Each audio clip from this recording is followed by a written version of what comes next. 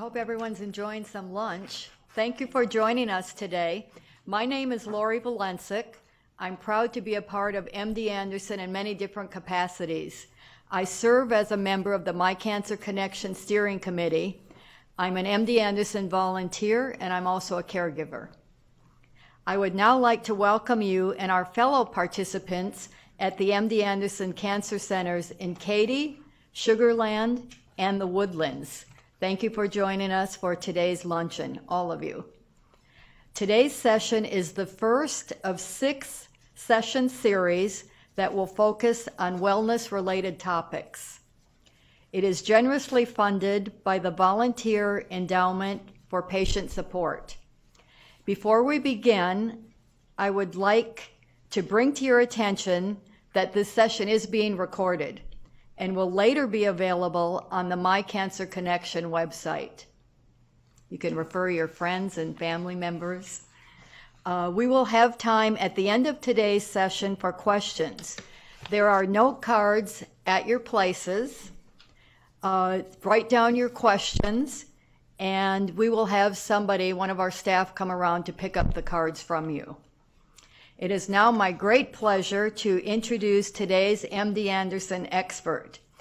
Dr. Anne Marie Hedberg is an Associate Director of Clinical Nutrition at MD Anderson Cancer Center, Houston, with a staff of 44 clinical dietitians specializing in oncology care.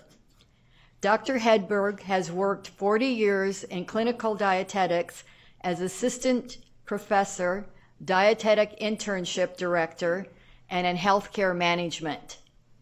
Dr. Hedberg's presentation today is on popular diets in the media. Please join me in giving a very, very warm welcome to Dr. Hedberg. Well, thank you for inviting me. I'm thrilled to be here. No, this is an interesting topic for everyone. It was recommended, I understand, by the members that attend these sessions, by patients and caregivers, and so I'm really happy to get to provide some information. What our objectives today? Our objectives will be to review, can you hear well? Okay. To review popular diets in the media, and to highlight the pros and cons, the research base for each, and then to provide recommendations for an evidence-based nutrition program we like to call the Fun Diet, because it incorporates all the great recommendations, and it's a research-based diet from the American Institute of Cancer Research guidelines as well.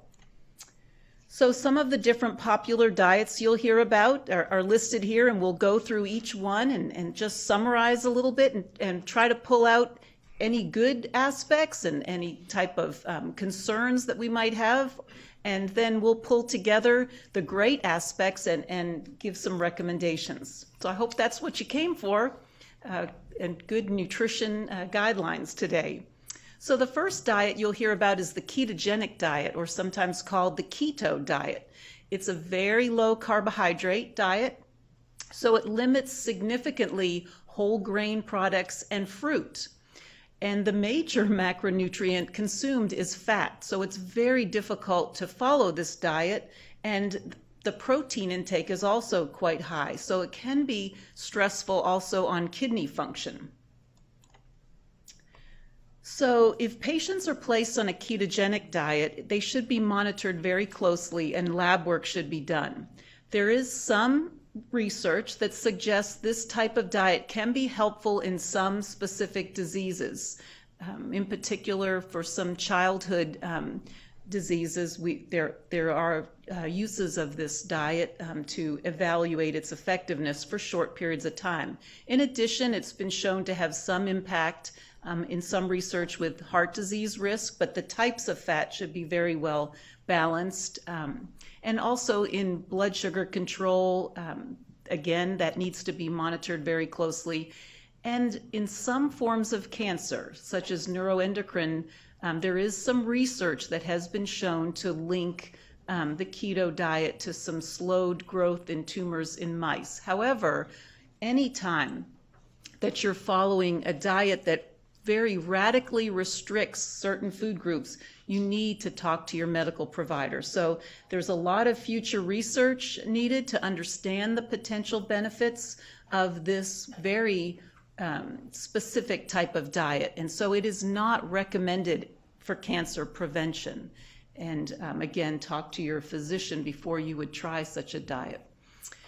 Then you've probably heard about the alkaline diet or acid-base balancing diet. And the claims for this diet are that the foods you eat can change the pH level of your body, and that alkaline foods can boost your energy, and acidic foods can produce acidic waste and cause problems.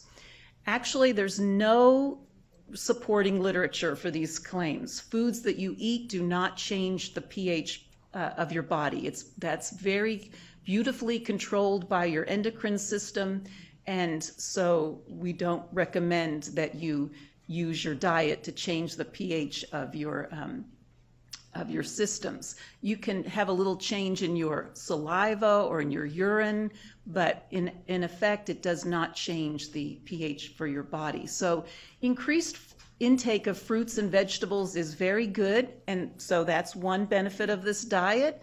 They encourage fruits and veggies, which we'll talk about. They do have an anti-inflammatory effect. They're very rich in nutrients, and we'll talk about that.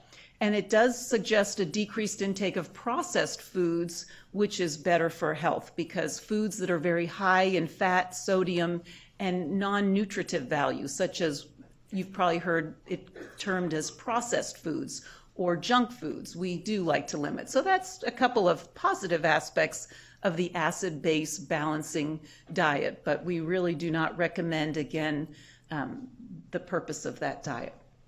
You might have heard of the paleo diet. This is based on the types of foods that were presumed to be eaten by early humans, and consists mainly of foods that they would forage then, meats, fish, nuts, fruits, and veggies. It excludes, however, dairy, grain products, and processed foods. So again, it's eliminating whole groups of foods that we find to be very beneficial in your diet, such as dairy and grain, but it does suggest to decrease all those processed foods that we'll talk a little bit about, and that we find as a good recommendation. So the benefits is that it does emphasize whole foods and rather than processed refines, and it does emphasize healthy fats, which we're going to talk in more detail about. But it's not evidence-based, and it also is very high in protein, which again, we don't necessarily recommend. So the paleo diet has some positives, but again, it's not recommended. The blood type diet is an interesting diet. It says that your diet should depend on your blood type. And here there is absolutely no clinical research to support this diet, and it can be contraindicated in many different disease states, particularly cancer and cancer prevention. So we would not recommend this type of diet. You've probably bumped into a number of people, or you know somebody, or you might be following a gluten-free diet. And what is exactly involved in a gluten-free diet? This is a diet that excludes the protein gluten, and that's found in very specific grains such as wheat, barley, rye. It is indicated in some specific disease states, such as celiac disease, and an identified sensitivity to the protein gluten found in these grains. But it typically requires a biopsy of the intestine to diagnose that there's a sensitivity to gluten. So there is not evidence that this diet would benefit the general public, but it can be used for a short period of time as an elimination diet to evaluate perhaps if you have an allergy to wheat. So your physician might say, oh, well, let's try a gluten-free diet for a short period of time. We would recommend that you speak to a dietitian if that's the case. But just for a summary, this diet allows fresh foods such as fruits and vegetables, beans, seeds, nuts, eggs, lean, non-processed meats, fish and poultry, most low-fat dairy products, and certain grains, but processed foods are eliminated. So in general, it can be a very healthy, whole, balanced diet, but it's rather difficult to follow. The FODMAP diet is an interesting diet. I don't know if many of you have heard this, but this picture of a product, I found at one of the grocery stores, and it says FODMAPed. So this is a sauce for a meal, a red wine sauce that meets the FODMAP requirements. So what are FODMAPs? They are, if you can say it, fermentable oligosaccharide, disaccharides, monosaccharides, and polyols. This diet was specifically developed for irritable bowel syndrome. It has some anecdotal positive aspects as an elimination diet to improve digestive problems. But again, it's very difficult to follow. FODMAPs are foods containing short-chain carbohydrates and sugar alcohols that the gut does not digest well. So it's not a diet for life. It's a short-term elimination diet to see if these symptoms are related to these types of fermentable carbohydrates. And I've listed some of those here. And then there's discussion about fasting or cleansing, and the claims for a fasting or cleansing diet is that it allows the body to focus its energy on cleansing and health and to support immune system. There are some animal studies that indicate that periods of fasting before cancer treatments might reduce toxicity to treatments and may increase the effect on targeted cells. However, we strongly suggest that you always speak to your physician before contemplating any type of fasting period during and around cancer treatments because of the importance of nutrition during those periods of time. And we'll talk a little bit too about how to make an appointment for a dietitian visit here too if you've not been able to meet with a clinical dietitian. So there are studies being conducted with patients, and again, important to consult with your doctor. But in healthy individuals, short-term fasting with adequate hydration is not contraindicated.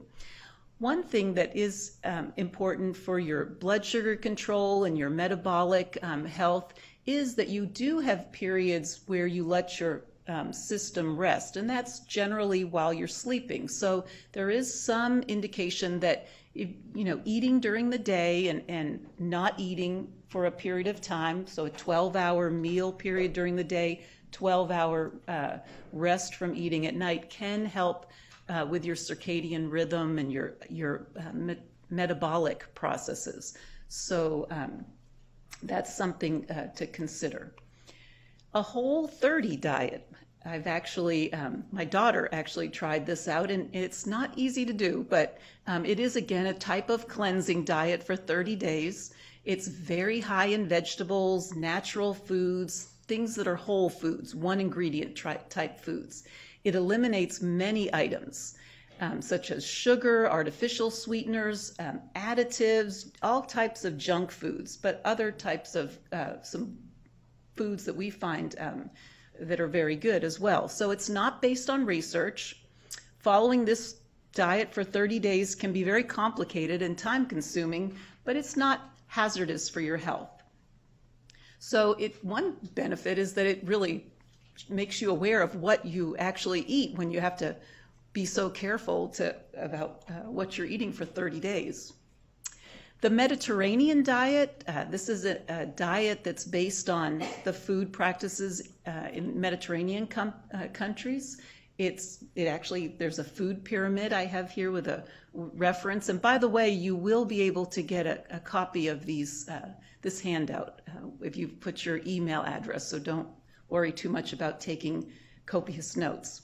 So the Mediterranean diet includes foods that have a health benefit that have been shown particularly to be of benefit in inflammatory related disease processes such as heart disease, hypertension, inflammatory bowel disease, Crohn's disease, and some cancers. So it's definitely got some benefits. It's a very whole food, natural diet. So what is the best for your health? We want to nourish the body. That is what food is meant for. So we'll pull some of the positive aspects from all of those different types of diets in the media that sell a lot of books and have people visiting the website a lot, but it's really a very basic premise to provide good health to your diet, to your body through your diet. So we'll talk a little bit about that. But the most important thing is that food should be enjoyed. It should not just be focused on a pyramid or how many vitamins you're getting. It should be a way of caring for ourselves and caring for others. It should be a celebration when you eat and relax. And that's why they provided food here for this environment, because it's a welcoming social aspect. And that's what we hope that during, even during cancer, during survivorship, but especially when you're nourishing your body, that you can enjoy what you eat. So the American Institute for Cancer Research are the guidelines that we support, that we present in our education to patients, and what we recommend, and the AICR, and I have the reference at the end of this presentation, is to be lean as possible but not underweight. So to have a good body weight for your frame, to be physically active as much as possible, to avoid sugary drinks, highly processed foods, non-nutritive foods, and limit artificial sweeteners as well. To eat a variety of vegetables, fruits, whole grains, legumes, good one food item type recipes that you can find easily when you shop around the perimeter of the grocery store, we often teach. And limit the consumption of red meats, beef, pork, lamb, and avoid processed meats. And if you consume alcohol, to limit that, limit consumption of salty, again, processed foods with salt, and don't use supplements to replace whole foods to protect against cancer. So eat food, not too much, and mostly plant-based foods. So what is a plant-based diet? Well, we want to eat at least 2.5 cups of fruits and vegetables per day. This includes a cup of raw fruits or vegetables as a serving, a 1/2 cup of cooked fruits or vegetables, or a medium piece of fruit. And choose a variety of fruits and vegetables. Make your diet fun each day by trying different fruits and vegetables and really experimenting. So again, why a plant-based diet? It is so rich in so many vitamins, minerals, fibers that are healthy for your body, so many phytochemicals that we haven't even identified yet. And they have the types of phytochemicals we've listed here have just a wide variety of impacts on your body, from decreasing inflammation and slowing down cancer cell growth, controlling free radicals that can damage healthy cells, and controlling your, as we talked about, your blood sugar level. The metabolic processes in your body really depend on feeding it nice, healthy foods and phytochemicals. So a lot of people ask about soy, because that's in this category of healthy one category foods, and there's concern sometimes about soy in your diet, particularly when you're going through cancer treatments or after. Soy is an isoflavone, or a phytoestrogen, a plant phytochemical. So it falls into the group of all the foods providing phytochemicals. It's not essential, but it is different from the hormone estrogen. It has health benefits, decreasing risk of prostate cancer, improving cardiovascular health, decreasing menopause, improving bone health, among some of them. And isoflavones are safe. Soy does not affect the hormone level in your body. Human studies do indicate that a moderate intake, and the American Cancer Society has defined that as up to 3 servings per day, are safe to consume. So a plant-based diet also includes good whole grains, and choices of whole grains include a variety of high fiber products, whole wheat breads, bran cereals, brown and wild rice, whole wheat pastas, quinoa. If you can, choose the items that have the highest amount of fiber. So when you read the nutrition label on the grain product, look at the grams of fiber that are provided, and limit as best as you can refined products such as white bread, regular pastas, and white rice. They aren't necessarily bad, but they don't provide some of the good whole grain vitamins and fiber that are provided in the higher wheat fiber containing products. So why do we like whole grain products and the foods that strengthen what we call our gut microbiome? It's because they strengthen our immune system. So there's often, this is a question I got a lot at the survivorship conference when I presented this. What exactly when we talk about fiber and prebiotics and probiotics, what exactly are those and how do they impact our health? So healthy bacteria are in our GI system or our gut, and where do they come from? They come from what we eat and how they're metabolized, and one form of these healthy bacteria can be obtained through prebiotics. These are special forms of dietary fiber that contain fermentable fiber, and they encourage the growth of good bacteria in our gut. So foods that contain prebiotic fiber include chicory root. If you read some food products, you'll see the term inulin, and that comes from the chicory root. Ground flaxseed, you probably hear a lot about flaxseed, and we'll talk about that when we talk about healthy fats as well. Legumes, onions, garlic, oats, barley, bananas, apples with skin, asparagus, and tomatoes. So I'm sure most of you incorporate a number of those items in your diet, and you didn't even probably say, oh, we're having some prebiotics for dinner tonight, but you are actually feeding your gut like it's a good, some organisms there to help with those healthy bacteria and help strengthen your immune system. So good job.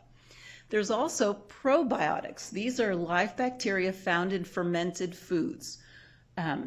Please speak to your doctor if you contemplate at all taking supplement forms of probiotics. However, as we said back in the American Institute of Cancer Research, the AICR guidelines, we recommend that you use foods first. Foods are best. We don't recommend that you take supplements because, as you can imagine, there are so many nutrients in foods that haven't even been discovered. So trying to get them into a pill form, it's just not the same thing. So some examples of cultured foods that contain probiotic organisms include yogurt, particularly Greek yogurts have higher amounts of these live bacteria, kefir, buttermilk, and some other fermented products like kimchi, which is fermented vegetables, and sauerkraut.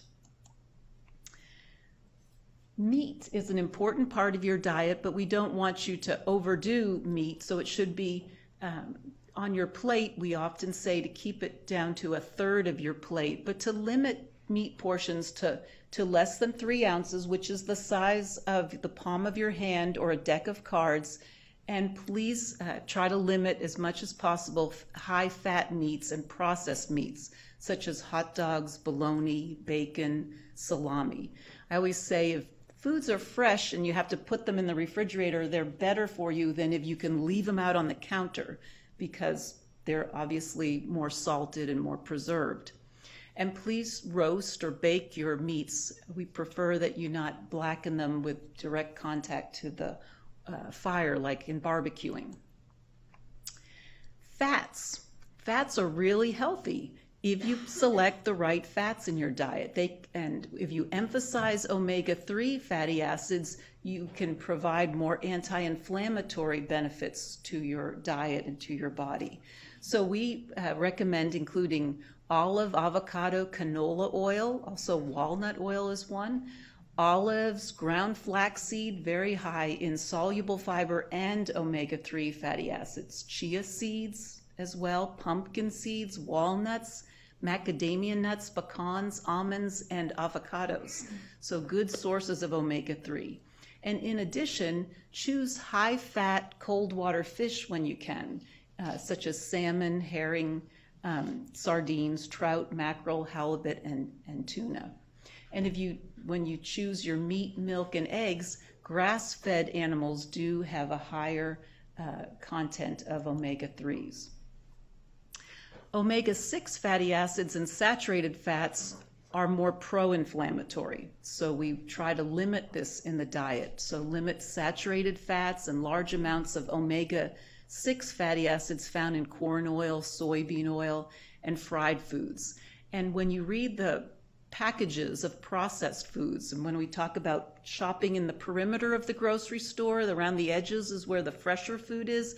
In the center of the grocery store is where you find more of your packaged processed foods. And when you read the labels, you'll see that they contain more corn oil, soybean oil, the more pro-inflammatory omega-6 fatty acids. And then limit high-fat dairy products as well.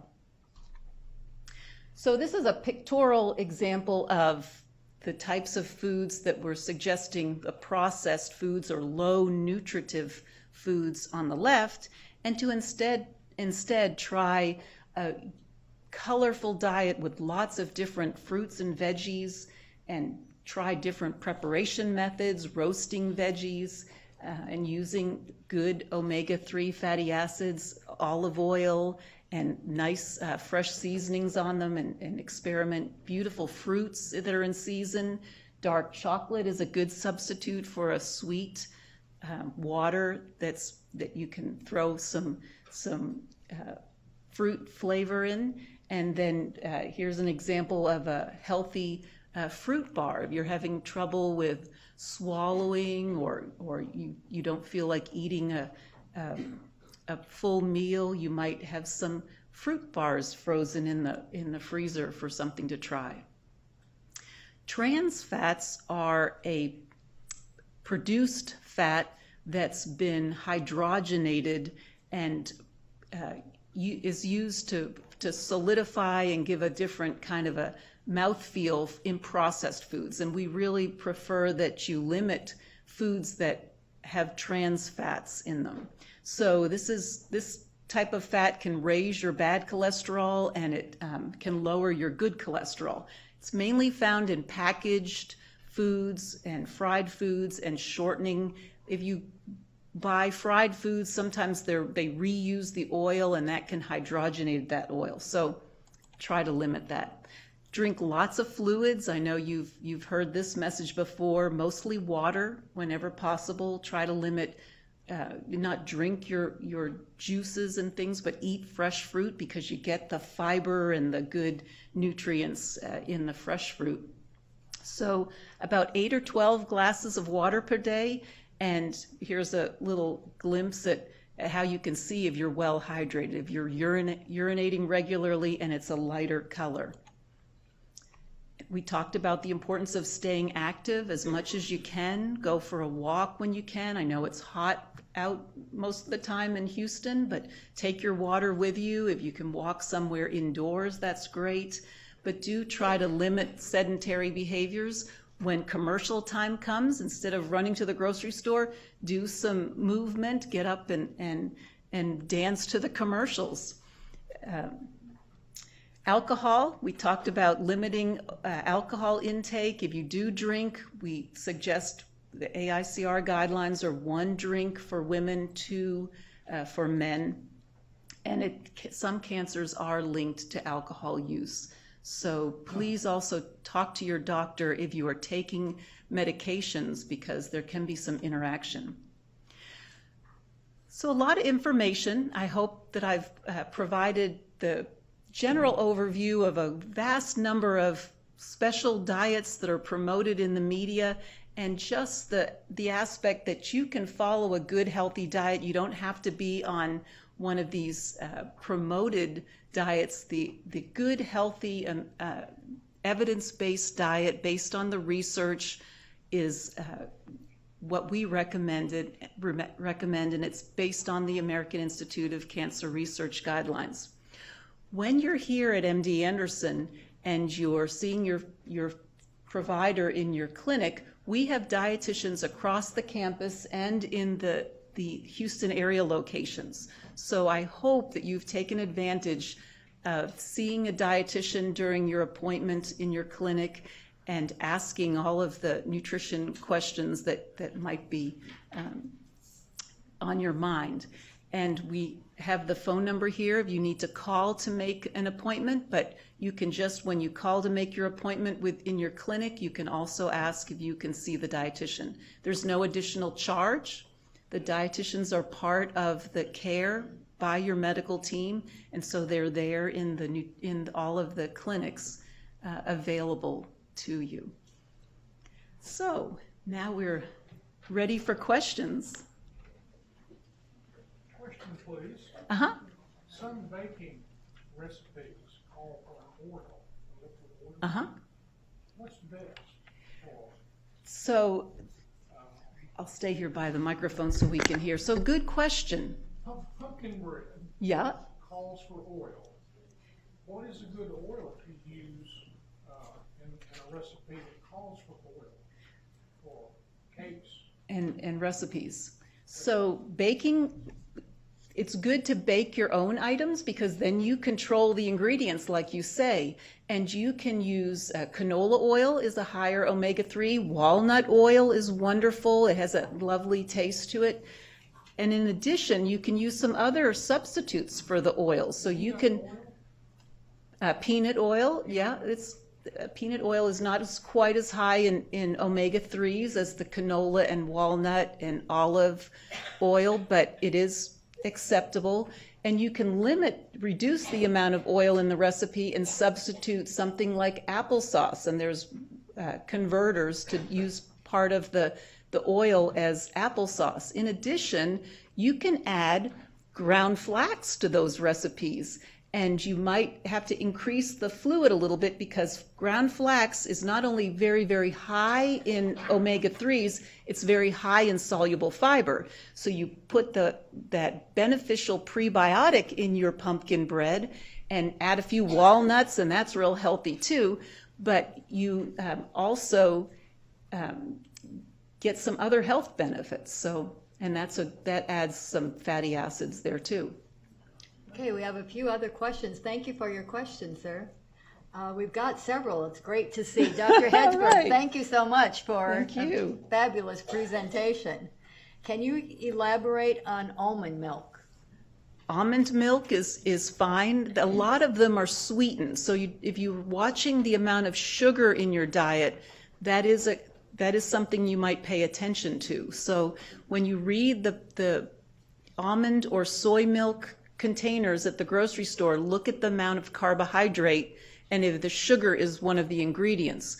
So one carbohydrate serving is a slice of bread or a half a cup of rice or a piece of fruit, and that's 15 grams of carbohydrate.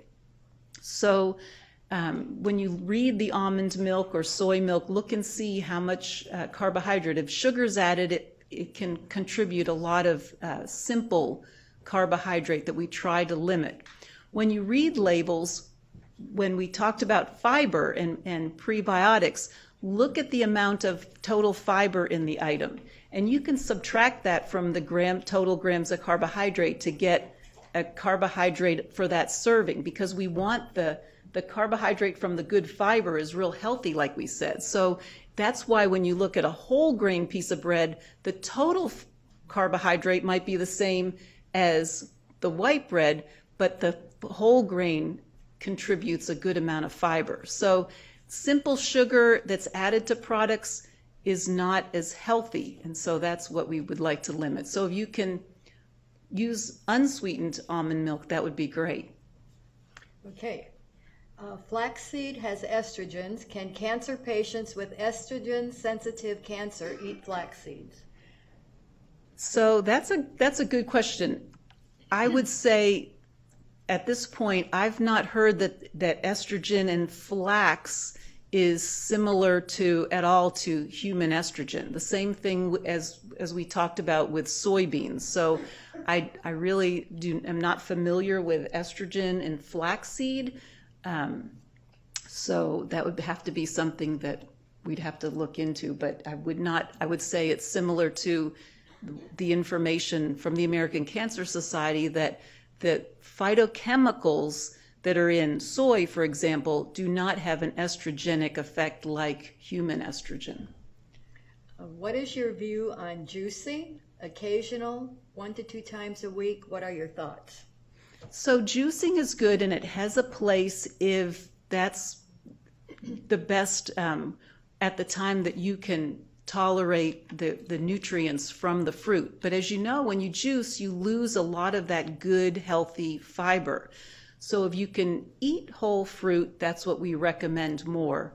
But also it's really important to clean the juicer well, because when you leave behind those sugars in the juicer, that can grow organisms. So we like to be careful that you're always you're always washing your fruits and vegetables very, very well. And if you're juicing, always wash the equipment real, real well. Okay, good. Is stevia accepted as a natural sweetener? We recommend if you use artificial sweeteners, and stevia I know is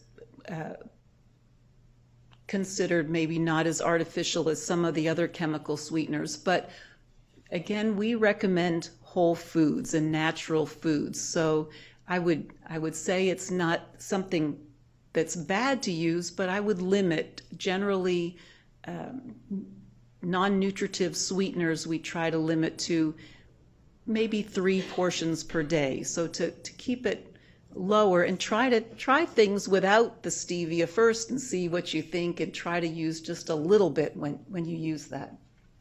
Okay, next question. Are there any sports drinks that you can or would recommend? So during certain periods of treatments, for example, it's very, very important to rehydrate your body. That is absolutely critical. And so sports drinks have an absolute place if you are not eating well, you're not hydrating well, to replace fluids, electrolytes. However, for a wellness diet, there really aren't any good nutritional, other than hydration in water and sports beverages, there's not really good nutritional benefits. So we would prefer that you have water as a fluid to hydrate, and eat good fruits, vegetables, variety of diet with lots of different color and different nutrients. Okay, I think we also want to check to see if we have any questions from our out of sight actually, if they're with us. Anything from the Woodlands or Sugarland? Yes, we have one question in the Woodlands. Okay. All right. What would be your recommendation with regards to taking multiple vitamins, vitamin C, and or other vitamins? So that's a good question. And what we recommend is that foods are first. Foods are best. And I would highly recommend that if you are contemplating taking pills to provide nutrients, that you first talk to your dietitian there at, I'm not sure which center it is, the Woodlands? The Woodlands. We have 2 awesome dietitians, Natalie and Teresa, at the Woodlands, and so I would recommend that first so that they can take a look at your diet and see if there are good aspects of your diet that are providing those nutrients so that you wouldn't need to take vitamins. Vitamins can be expensive, and they can put some stress on your kidney if you're not needing. For example, vitamin C, you have to flush that through your kidney too, and so it's really important to have lots of hydration. And the American Institute of Cancer Research really emphasizes the importance of using foods to provide those nutrients, plus so many other antioxidants, phytochemicals, just the myriad of all the nutrients that are available in a rich, colorful diet. So great question, and I encourage you to make an appointment with the dietitian there at the Woodlands. Thank you.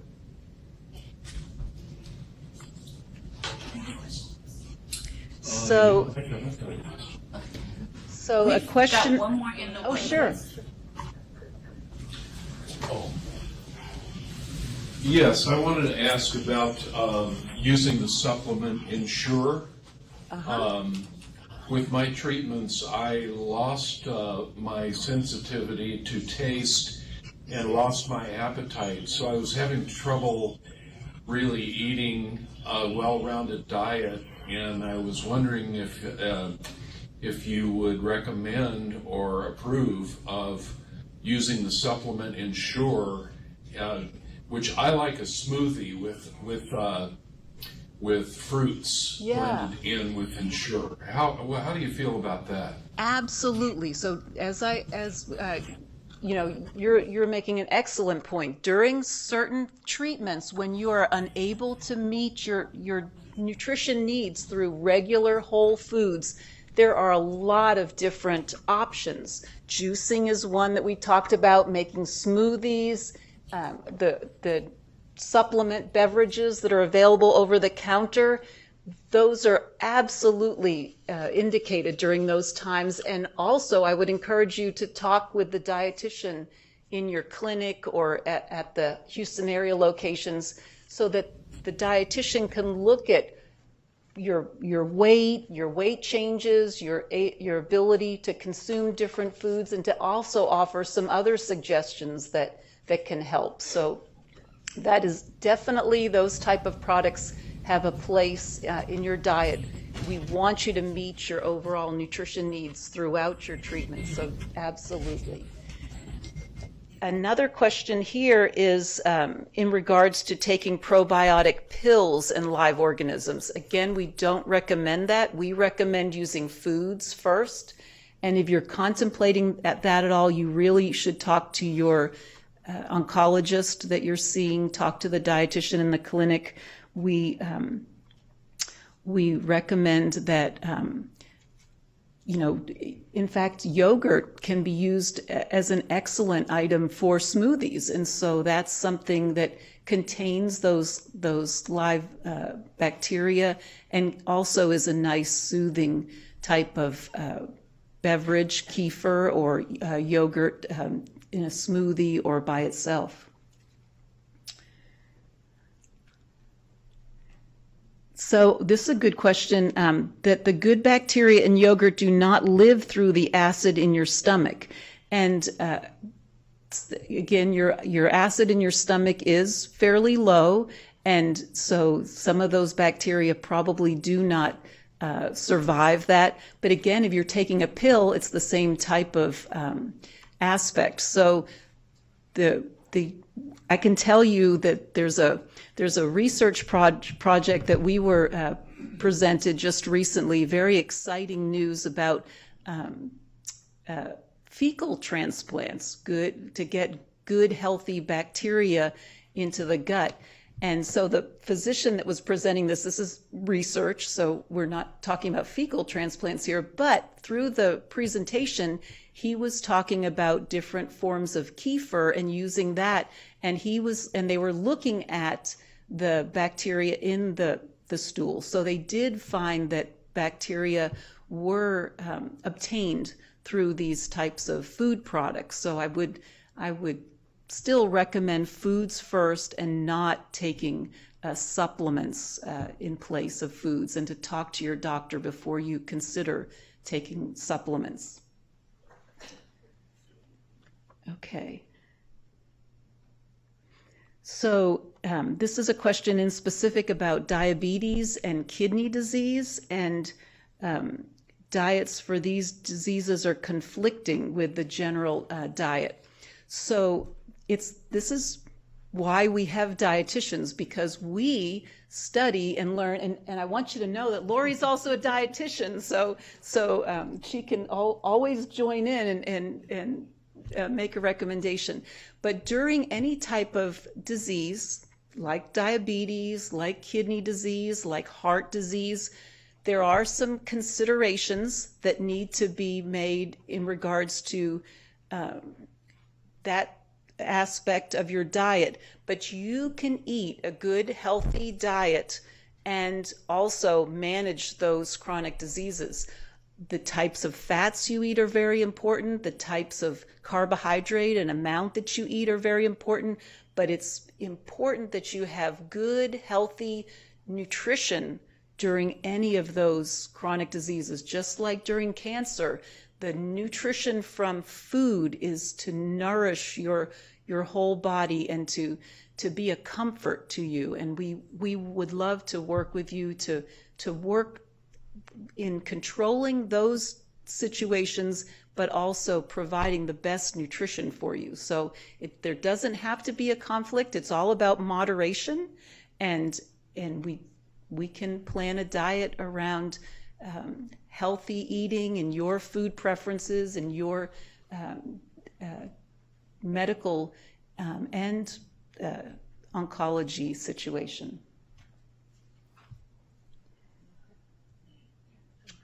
So alkaline water is a question about alkaline water. I would not say that there's anything negative about alkaline water other than, again, it's promoting the aspect that you can change the pH or the acid-base balance of your body. So it's something that costs more. I would recommend water, just general water, and the most important thing is that you stay hydrated and have a good intake of fluid, and that you hydrate your body. And remember, you can get also fluids are found in fruit. So, if you keep a piece of fruit with you, then you're not only getting the hydration and the nutrients, you're also getting some good prebiotics and just a good nourishing snack. So this is a question about inflammatory bowel, irritable bowel syndrome, and allergies that are related to GI, and then having to deal with a cancer as well. And so that's the same kind of situation where you're trying to juggle the best nutrition for your body and your symptoms that are something that's a chronic situation, whether it's a gastrointestinal situation or heart disease or diabetes or kidney disease, and then through your cancer treatments and after cancer treatments. So it can all be balanced, and we always recommend that you use foods in your diet to provide the health that you need, but it needs, you probably would want to meet with the dietitian and look at the symptoms and look at the foods that you're eating and see how you can balance that. They probably mean the American Society, okay, about dairy. So dairy provides good nutrition. It has protein, there's calcium, vitamin D3, lots of good nutrients. Everything that we include in our diet, we want to have in moderation. So we don't encourage a lot of any one particular kind of food. And if you have any type of allergy to dairy products, such as a lactose intolerance, there are some considerations in that regard. But dairy has an important place in the diet. And it also can help if you're not able to eat real well. It's a base for lots of different smoothies and drinks and whatnot. And we talked about yogurts and those type of products that also are dairy based. So dairy is another good whole food in your diet, and we encourage a balance of nutritional items in your diet, good color, lots of variety, and to enjoy what you eat. That's the most important thing, to have fun with nutrition and try different recipes and coming up to celebrations, Thanksgiving, for example, try different foods and different fun preparation methods to have fun with nutrition. That's what we want, to have fun with nutrition, and certainly we want to thank Dr. Hedberg for sharing her experience and knowledge with us today. As you can see, nutrition has a lot to offer by eating just basic food. Thank you all for your insight and for your excellent questions. We hope that you found the session informative and that you have a better understanding of MD Anderson's approach to improving wellness. And remember, we do have registered dietitians here at MD Anderson. Please complete your program evaluation. We value your feedback and suggestions on this session and also on any of our Lunch and Learn sessions. Someone will be here at the door to get your evaluation form. So again, please fill it out. And we thank you so much, and also Dr. Hedberg, for your wonderful presentation. We wish you all a wonderful day. Thank you. Thank you.